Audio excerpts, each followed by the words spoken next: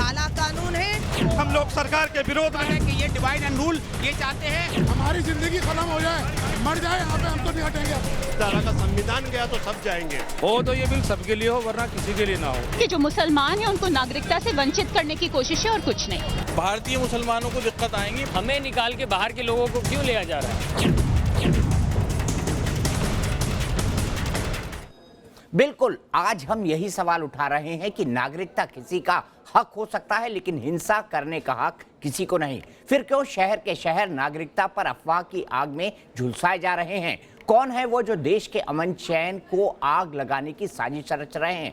कौन है वो जो संविधान की दुहाई देकर देश को आग लगाने पर तुले हैं? नागरिकता संशोधन कानून पर आखिर कोहराम की वजह क्या है? ना किसी की नागरिकता छीनी जा रही है, ना किसी की नागरिकता छीनी जाएगी। फिर ये बेमतलब का सवाल क्यों किया जा रहा है?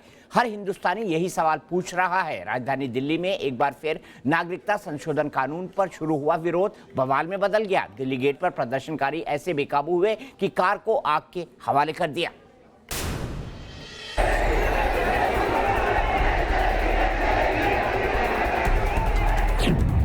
सीएए पर क्यों सुलग रही है दिल्ली?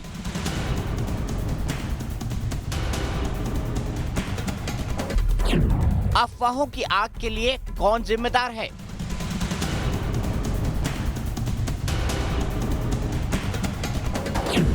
दिल्ली में दंगे की आग को कौन हवा दे रहा है?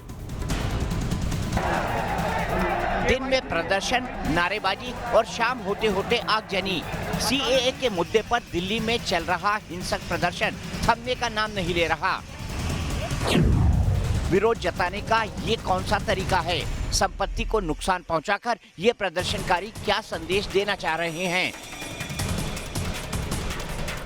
राजधानी में दिल्ली गेट की ये तस्वीर है, जहां विरोध के नाम पर एक कार को आग के हवाले कर दिया गया। कार से आग की लपटें उठ रही हैं, पुलिस वाले उसे बुझाने की कोशिश कर रहे हैं। दिल्ली में सीएए का विरोध खौफनाक शक्ल अख्तियार करता जा रहा है। अफवाहों की आग में किसी के अरमान जल रहे हैं। जरा सोचिए, जिसकी कार होगी उस पर क्या गुजर रही होगी। आग लगी है, अफरा तफरी मची है। पुलिस हालात को संभालने की कोशिश कर रही है। आग बुझाने के लिए पुलिसकर्मी जी जान से जुटे हैं, लेकिन आग की लौ इतनी तेज है कि इसे बुझाने में मुश्किल आ रही है।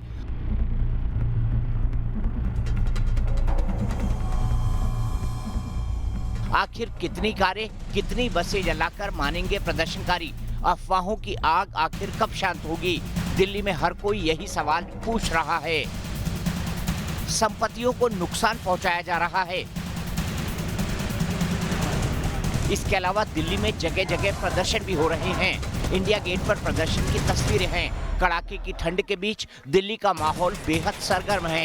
इंडिया गेट पर सीएए का विरोध जताया जा रहा है, नारेबाजी की जा रही है।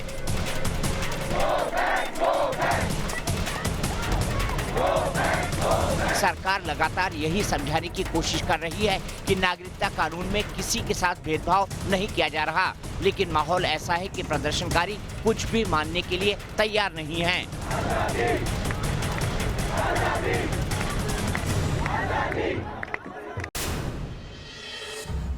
तो आइए इसी पर एक खुली चर्चा करते हैं। मेरे साथ राष्ट्रीय मुस्लिम मंच से यासिर गिलानी हैं, जो सीएए के समर्थन में हैं, और साथ ही साथ मेरे साथ मौलाना साजिद रशीदी साहब हैं, जो कि प्रेसिडेंट है ऑल इंडिया इमाम एसोसिएशन के। और मौलाना साहब, सबसे पहले आपसे ये जानना चाहूंगा कि ये सीएए भारतीय मुसलमानों के लिए तो है नहीं, तो ये बवाल क्यों हो रहा है? दीपक जी, ये ठीक है कि ये लोग जो तर्क दे रहे हैं कि साहब ये नागरिकता देने का बिल है, लेने का नहीं है। चलिए इसको अभी के लिए मान लेते हैं। अभी के लिए क्यों? ये तो हमेशा के लिए मानना पड़ेगा। ये भी कह मौलाना साहब, ये तो आपको हमेशा के लिए मानना पड़ेगा। सुन लीजिए, सुन जी जी सर, मेरी पूरी बात सुन लीजिए। मैं ये कहना चाहता हूं कि अमित शाह साथ साथ ये भी कह रहे हैं कि एनआरसी जो है पूरे देश में लागू होगी। जब ये एनआरसी लागू होगी, जैसे आपने देखा कि आसाम में 19 लोग एनआरसी से बाहर हुए हैं, जिसमें 13 लाख हिंदू हैं और 6 लाख मुसलमान हैं। तो ये कानून जो CAA आया है अभी, ये उस वक्त काम आएगा कि हिंदुओं को नागरिकता दे दी जाएगी और मुसलमानों की नागरिकता ये कहकर रद्द कर दी जाएगी कि ये बांग्लादेशी हैं या पाकिस्तानी है या अफगानिस्तानी है। सवाल ये है सबसे बड़ा, हम ये नहीं कहते कि आप अफगानिस्तान, पाकिस्तान, बांग्लादेश के हिंदुओं को न दीजिए नागरिकता, दीजिए, बहुत शौक से दीजिए, लेकिन इसमें जो हिंदू मुस्लिम का क्लोज है उसे खत्म कर दीजिए। ठीक है, आप ये यासिर, हिंदू मुस्लिम का क्लोज, ठीक है साजिद साहब, आपने अपनी बात रखी। यासिर, देखिए मैं आपसे गुजारिश करूंगा साजिद रशीदी साहब, ये बहुत संजीदगी के साथ, क्योंकि ये जो आपने विषय जो अभी संजीदा बना दिया है, मुझे लगता है CAA बिल को आपको पढ़ना चाहिए।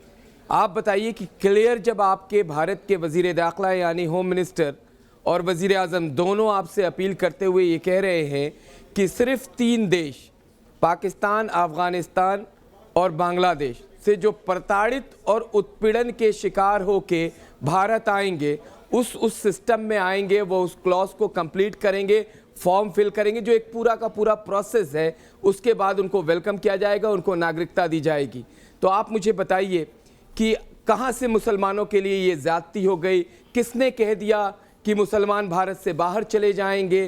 किसने कह दिया कि ये बिल्कुल मुसलमानों के ख़िलाफ़ है? और पिछले जो 36-48 घंटे से जो एहतजाज पूरे भारत में चल रहा है, जिसको कहीं ना कहीं लीड आप ही लोग कर रहे हैं, और आपने अपनी क़यादत बदल के अब नए जो कायद आपने सामने रखे हैं, वो रावण जैसे लोग, जिनको आपने पवित्र जामा मस्जिद के अंदर घुसा दिया और वहाँ से मुसलमानों की क़यादत रावण करेंगे। मुझे साजिद रशीदी साहब बहुत हैरानी हो रही है आप पे कि आप भारत के वज़ीर आज़म और होम मिनिस्टर के नफ़रत में आप रावण को मस्जिद के अंदर ले जाते हैं। ये इंसाफ आपने मुसलमानों से नहीं किया है, मुसलमानों के साथ ये धोखा हुआ है, और आप उन नौजवानों के कंधे पे बंदूक रख के चलाना चाहते हो, जो स्टूडेंट्स हैं, जो जामिया मिलिया इस्लामिया में पढ़ रहे हैं, जो AMU में पढ़ रहे हैं, जो मानू हैदराबाद में पढ़ रहे हैं, उनको कम से कम आप इनसे अलग कीजिए। ये भारत समरसता और समानता वाला देश है। सीधा सवाल, क्या CAA कानून नागरिकता छीनने वाला है? क्या भारत के मुसलमानों की नागरिकता इस कानून से छीनी जा सकती है? हाँ या ना में जवाब दीजिए। सर, मैं हिंदू मुसलमान की बात ही नहीं कर रहा हूं। आप ही ने तो कहा मुसलमानों को नागरिकता देने से वंचित किया जा रहा है। आप ही ने कहा कि 6 लाख मुसलमानों को नागरिकता देने से वंचित किया जा रहा है असम में। मुझे सिर्फ इस सवाल का जवाब दीजिए मौलाना साहब, और यही सीधा सवाल मैं यासिर से भी पूछूंगा। सुनिए, आप मुझसे एक ही सवाल का जवाब दीजिए, क्या CAA कानून से, मुझे सर मेरी बात तो कह लेने दीजिए, क्या CAA कानून से भारतीय मुसलमानों की नागरिकता छीनी जा सकती है? हाँ या ना, इसका जवाब दीजिए। आप मुझे एक चीज का जवाब दीजिए कि जो भारत, जो बांग्लादेश, पाकिस्तान और अफगानिस्तान से हिंदू आएगा, अमित शाह कहते हैं हम चलकर नागरिकता उनको देंगे, लेकिन जो देश में रहने वाले लोग हैं 130 करोड़ लोग, क्या उनको अपनी नागरिकता साबित करनी पड़ेगी? किसने कहा साबित करनी पड़ेगी? किसने कहा साबित करनी पड़ेगी? मुझे इसका जवाब दीजिए ना। किसने कहा? एक मिनट, आपने मेरे सवाल का जवाब नहीं दिया। मेरा सवाल बड़ा सीधा है। आसाम में क्या हो रहा है? आसाम में क्या हो रहा है मौलाना साहब? आसाम में क्या हो रहा है? आसाम में क्या हो रहा है? क्या को भी नहीं समझ रहे? आसाम में दीपक जी कितने लोग डिटेंशन कैंप में हैं? मौलाना साहब, कितने लोग डिटेंशन कैंप में हैं? जो इलीगली घुसपैठ आसाम में कितने लोग डिटेंशन कैंप में, आप बता दीजिए। जो लोग इलीगली घुसपैठ सर, देश को बताइए डिटेंशन कैंप में कितने लोग हैं? आप ये बताइए कि जो लोग, सर आप बताइए देश को डिटेंशन कैंप में कितने लोग हैं आसाम में? जवाब नहीं दे रहे आप। मेरा बिल्कुल सीधा सवाल है, क्या डिटेंशन कैंप में आसाम में कितने लोग हैं, बता दीजिए आप मुझे। कानून से भारतीय मुसलमानों की नागरिकता जाएगी? आप लोग ये अफवाह फैला रहे हैं, आप लोग ये अफवाह फैला रहे हैं। पता होना चाहिए सच है या गलत? मैं साजिद रशीदी साहब आपसे हाथ जोड़ के आज गुजारिश करूंगा, साजिद रशीदी साहब, आप ना डिटेंशन सेंटर को जानते हैं, ना आसाम में कौन से जिले में डिटेंशन सेंटर है, आपको नहीं मालूम है डिटेंशन सेंटर की क्या हालात है, आपको नहीं मालूम है। आप अफवाह मत फैलाइए प्लीज,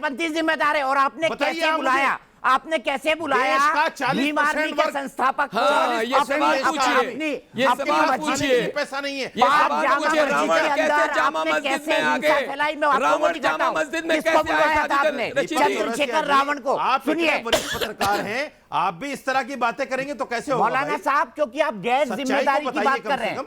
मैं बता रहा हूं आपका वीवर आपको। आपसे अच्छी बात सुनना चाहता मैं है। आपसे साफ आज आपसे वीवर अच्छी बात सुनना अगर चाहता आप है। आग में आप घी बहुत डालने का मजे काम पत्रकार हैं। करेंगे, अगर आप आग में बहुत घी मजे डालने का काम पत्रकार हैं। करेंगे तो मौलाना अगर साहब आप मैं आपको यहाँ रोकूंगा। घूम करके बैठे मैं हैं, तो दूसरे मैं लीडर तो का नाम बता दूं, मैं पप्पू यादव, आप मेरे सवाल अजीत का जवाब सरकार नहीं दे रहे। में मैं तो आपसे हत्या सीधा के सवाल, केस में जो अच्छा मेरे जेल में सवाल का थे, जवाब इसी देंगे, तिहाड़ में, मेरे सवाल वो का जवाब आपकी देंगे क़यादत आप कर रहे हैं। मौलाना मैं साहब। आपके वो सवाल आपकी का क़यादत जवाब कर दे रहे रहा हूं, हैं। लेकिन आप उसको जवाब समझ ही नहीं रहे हैं। आप सही जवाब नहीं दे रहे ना, आप मैंने भड़काने आपके का सवाल काम का कर रहे जवाब हैं। दिया, लेकिन आप उसको जवाब समझ ही नहीं रहे। मुझे आप ये बताइए उसको क्या जवाब जब समझेंगे जब सीएए मैं से आपकी भाषा भारतीय बोलूंगा। मुसलमान की नागरिकता जाएगी? बताइए आप। जब मैं क्या आपकी भाषा CAA बोलूंगा तो से- आप उसको जवाब क्या समझेंगे। सीएए अगर मैं से आपकी भाषा भारतीय नहीं बोलूंगा तो मुसलमान आप की उसको जवाब नागरिकता नहीं जाएगी? समझेंगे। जवाब दीजिए। सर जब आप- आंख बंद मत कीजिए, आंख बंद मत कीजिए। चश्मा आपने लगा आप भी रखा सच्चाई है, बताइए। मेरी आंखें खुली हुई है, ये आप देखिए भी दोनों अपने खुली व्यूअर्स हुई को है, सच्चाई आपको बताइए। देख रहा हूं मैं। आप भी बताइए कि ये मुझे बताइए, मुझे मुझे सिर्फ इतने सवाल का जवाब दीजिए कि क्या सीएए से भारतीय मुसलमानों की नागरिकता जाएगी और क्या एनआरसी सीएए के साथ लागू हो गई है? जवाब दीजिए। जताया है। दीपक जी देखिए, ये नहीं समझेंगे, ये अगर ये मुसलमानों बिल को सही गुमराह है, कर रहे तो हैं। यूनाइटेड और नेशन ने किन क्यों आक्रोश मुसलमानों को ये जताया है? गुमराह कर रहे हैं जो अमेरिका नौजवान ने हैं, क्यों जो तंबीह की 14 है साल देश से को? 21 अरे साल आप के मेरे नौजवान बताइए हैं, ना, उनको आप तो गुमराह अगर कर ये रहे बिल हैं, सही उनको मौलाना सड़क पे साहब, ला रहे अब हैं। आपको अपना तर्क देने के लिए अमेरिका की जरूरत लगने लगी। मौलाना साजिद रशीदी साहब अमेरिका के फैन हो गए आप। आश्चर्य हो रहा है मुझे, आप चंद्रशेखर रावण के भी फैन हो गए, अरे जो आप जामा मस्जिद गया, अरे प्राइम आप मिनिस्टर अमेरिका तो के भी रोजाना फैन हो अमेरिका बैठे गए, हुए हैं। आप यूनाइटेड नेशंस के भी प्राइम फैन हो मिनिस्टर गए। तो रोजाना अमेरिका बैठे हुए हैं। आप तो कहते हैं ना कि जाते प्राइम क्यों मिनिस्टर अमेरिका रोजाना को? अमेरिका बैठे विदेशी हुए हैं, दौरों पे रोजाना खर्च इजराइल क्यों बैठे करते हुए हैं? हैं। मौलाना साहब, मैं एक ब्रेक के लिए रुकूंगा, फिर वापस आऊंगा। ये फंस जवाब गए सोच बहुत बुरी लीजिए तरीके से। कि पूछिए, क्या आप ही पूछ लीजिए, सीएए क्या से करने जाते हैं? जवाब सोच लीजिए आप, क्या सीएए से भारतीय मुसलमानों की नागरिकता जाएगी? पहला सवाल जवाब दीजिएगा, हाँ या ना में। और क्या एनआरसी लागू हो गया है देश में, हाँ या ना में?